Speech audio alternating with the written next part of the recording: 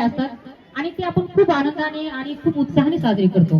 त्यामध्ये रथसप्तमी हा एक असा सण आहे की जो स्त्रियांचा अगदी जवळचा, अगदी आवडीचा, अगदी महत्वाचा सण आहे आणि हा सण स्त्री अगदी खूप आनंदाने साजरा करतात. खर तर मकर संक्रांतीपासून रथसप्तमी पर्यंत हळदी कुंकाचं वाण दिलं जातं आणि संक्रांतीपासून ते रथसप्तमी पर्यंत ते चालूच असतं.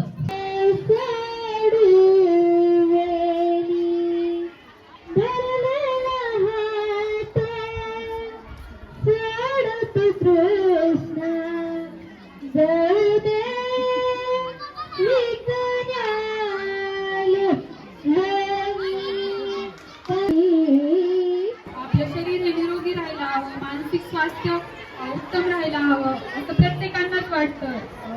त्यामुळे आयुर्वेदात सरकारने सांगितलेलं आहे, स्वस्थस्य स्वास्थ्य रक्षणं आतुरस्य विकार प्रशमनम. तुम्ही म्हणाल या श्लोकाचा अर्थ काय? स्वस्थस्य स्वास्थ्य रक्षणं म्हणजे जो स्वस्थ व्यक्ती आहे त्याच्या स्वास्थ्याचं रक्षण करणं. मग हे रक्षण कसं करायचं? जो स्वस्थ व्यक्ती आहे त्याचं स्वास्थ्य पहिलंच उत्तम आहे, मग आपण त्याच्या स्वास्थ्याचं कसं रक्षण करायचं? मग अशा व्यक्तीचा आपण तो नियमितपणे आहार घेतो का नाही, संतुलित आहार घेतोय का, आहार विहार त्याचा संतुलित आहे का, जेणेकरून तो फ्युचर मध्ये आजारी पडायला नको. जे त्याचं स्वास्थ्य संतुलित आहे किंवा जे त्याचं स्वास्थ्याचं तो रक्षण करतो आहे ते तसंच फ्युचर मध्ये कंटिन्यू त्यांनी करायला हवं. रोगाचं काय होईल? शमन होईल. म्हणजे रोग काय होईल? त्याचा नाहीसा होईल.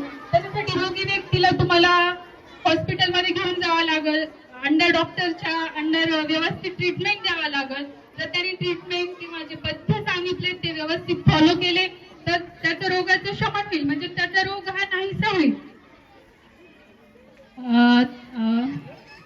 तसेच आता पुढचा टॉपिक आपण बघू, किशोरवयीन मुली, टीन एज मधल्या मुली असतात त्यांना आता समस्या त्यांची वाढलेली आहे की इरेग्युलर मेन्सेस आहे किंवा लवकरच त्यांना मेन्सेस येतात किंवा वेट गेन होतं, रॅपिड वेट गेन होतं, म्हणजे वजन एकदमच त्यांचं वाढतं किंवा पिंपल्स येतात चेहऱ्यावर. टीनेज म्हणजे 11 ते 18 या वयोगटातल्या मुली.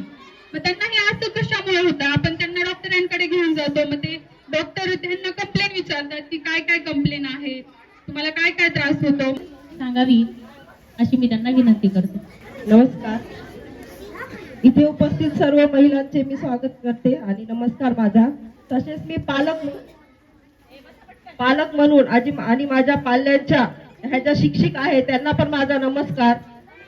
इथे मला मॅडमने सांगितलं की आज माता पालक सभा आपण घेणार आहोत आणि त्याचे प्रतिनिधी म्हणून तुम्हाला 2 शब्द बोलायचे.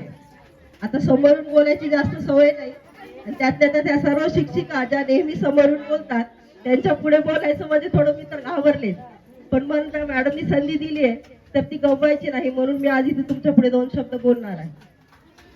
तर बघा, टॅलेंट जे आहे ते आपल्या सर्वांकडे असतं. सर्व महिलांमध्ये काही ना काही आपण टॅलेंट पाहत असतो, परंतु आपल्यावर ज्या जबाबदाऱ्या आहेत संसाराच्या त्यामुळं त्या तशाच लुप्त होऊन जातात. त्या आपल्याला संधी मिळली तरच त्याचा आपण उपयोग करू शकतो त्या संधीचा. मग ती संधी कशी मिळणार? कधी कधी आपल्याला ती संधी मिळती पण ती आपल्याला कळत नाही.